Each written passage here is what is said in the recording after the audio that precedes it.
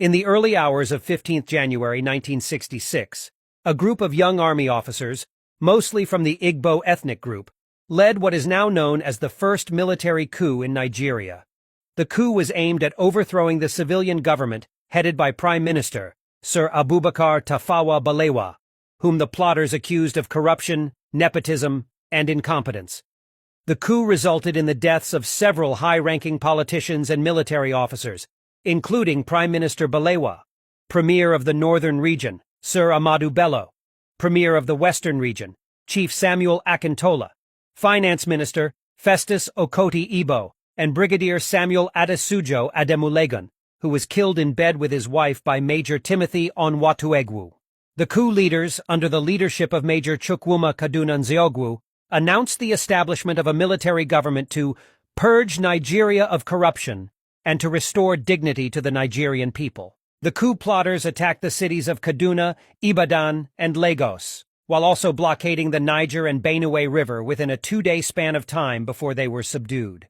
The general officer commanding the Nigerian army, Johnson Aguiyi Ironsi, was compelled to take control of the government of a country in upheaval, inadvertently putting Nigeria's nascent democracy on hold. Aguiyi Ironsi's ascendancy to power was, however, deemed a conspiracy by the coup plotters, who were mainly Igbo officers, to pave the way for him to be head of state of Nigeria. Aguiyi Ironsi was of Igbo extraction too.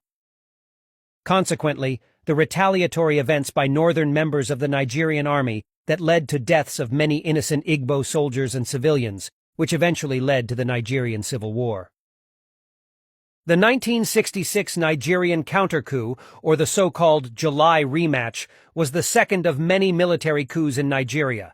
It was masterminded by Lieutenant Colonel Murtala Muhammad and many northern military officers, including Major Theophilus Danjuma, Captain Joseph Garba, Captain Ibrahim Taiwo, Lieutenant Muhammadu Buhari, Lieutenant Ibrahim Babangida, Lieutenant Ibrahim Bako, Lieutenant Maman Vatsa, Lieutenant Buka Suka Dimka, Second Lieutenant Sani Abacha, Second Lieutenant Muhammadu Gado Nasco, and Corporal John Shagaya.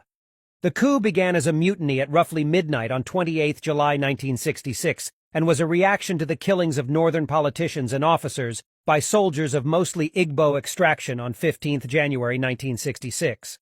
The July counter-coup resulted in the murder of Nigeria's first military head of state, General Johnson Aguiyi Ironsi, and Lieutenant Colonel Adekunle Fajuyi, the military governor of western Nigeria, who was hosting a visiting Aguiyi Ironsi in Ibadan.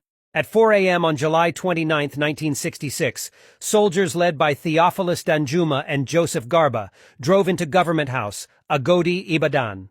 Their mission was to kidnap and kill Ironsi. The gentleman officer in Adekunle Fajuyi, however, took over. He refused to allow his commanding officer to be killed under his roof.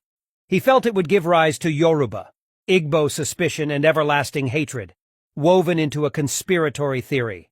Unfortunately, he paid the supreme price for his courage. Upon the termination of Ironsi's government, the coupists installed Lieutenant Colonel Yakubu Gowon, a northern officer, as the head of state. The 1966 Nigerian coup and counter-coup were two significant events that shaped the country's history. The coups had far-reaching consequences on Nigeria's politics, economy, and social fabric, and their legacy is still felt today.